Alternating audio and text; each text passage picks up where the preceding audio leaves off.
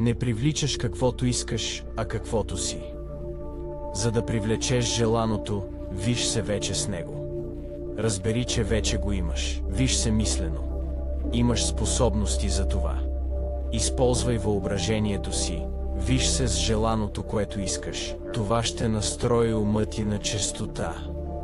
Мислиш на честоти. На тази честота желаното ще дойде към теб и ти към него. За да привлечеш желаното, виж се вече с него.